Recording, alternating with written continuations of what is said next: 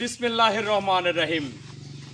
পরম করুণাময় মহান আল্লাহ তাআলার অশেষ রহমতে আমি এই তীব্র তাপদাহের মধ্যে পাবনা সদর উপজেলা ভাইস চেয়ারম্যান পদে ভোট চাইবার জন্য বিভিন্ন জায়গায় গ্রাম থেকে গ্রাম অঞ্চল, শহর, স্কুল, কলেজ, মসজিদ, মাদ্রাসা বা বিভিন্ন প্রতিষ্ঠানে ভোট চাইবার জন্য আমি জনগণের দুয়ারে দুয়ারে যাই। আজকে তারই আলোকে এই আপনার মালঞ্চি ইউনিয়নে আমি পদার্পণ করেছি এই সাধারণ মানুষের কাছে ভোট চাইবার জন্য।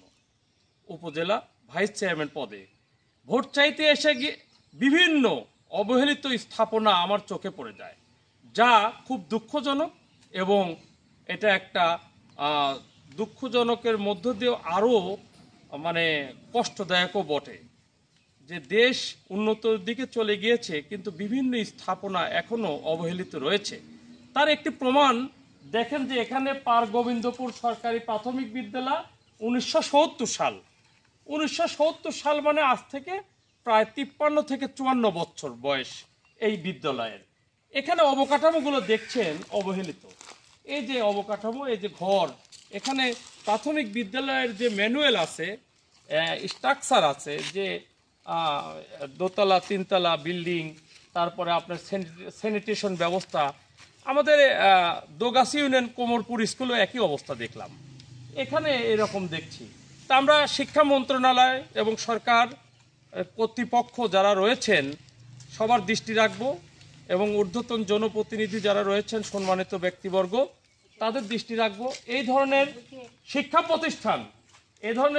প্রতিষ্ঠান শুধু শিক্ষা প্রতিষ্ঠানই নয়, আপনি রাস্তাঘাটের অবহেলা, ব্রিজের অবহেলা, কালভার্টের অবহেলা, অনেক মাদ্রাসার অবহেলা 1968 সাল থেকে আজ পর্যন্ত এমপিওভুক্ত হয়নি, এরকম অবহেলা, এই বিভিন্ন অবহেলাগুলো যারা কর্তৃপক্ষ রয়েছে সবার দৃষ্টি আকর্ষণ করব যে এই সব বিদ্যালয়গুলো যেন সুন্দর করে হাইরাইজ বিল্ডিং করে তাদের শিক্ষা দীক্ষার মান উন্নয়ন করা যায়। এখানে একটা শহীদ মিনারও আছে, দেখেন শহীদ মিনারের অবস্থা একেবারে নোংরা আবর্জনায় জর্জরিত। এখানে স্যানিটেশন ব্যবস্থা থাকলেও জর্জরিত। তো আপনারা তো এই স্কুলের আগের ছাত্র নাকি? এই যে আপনারা তো ছাত্র, এখানে এখন বর্তমানে কয়শো ছাত্রছাত্রী আছে? 200-250 বললেন না? 250 ছাত্রছাত্রী আছে। লেখাপড়ার মান মোটামুটি ভালো। শিক্ষকের শিক্ষাদান কিন্তু ঠিকই দেয়। আসলে যদি ঊর্ধ্বতন ভাবে অবহেলিত থাকে, শিক্ষকের তো কিছু করার নেই। আমরা সবার সুস্বাস্থ্য মঙ্গল কামনা করে শেষ করি। সেই সাথে আমাকে আপনারা একটা করে ভোট দিয়ে এই উপজেলা ভাইস চেয়ারম্যান পদে এই জনসেবা করার সুযোগ করে দিলে আমি চিরকৃতজ্ঞ থাকব। আমি সবার সুস্বাস্থ্য মঙ্গল কামনা করে শেষ করছি। আসসালামু আলাইকুম ওয়া রাহমাতুল্লাহ। আপনারা আমাকে একটা করে ভোট দিবেন ভাই।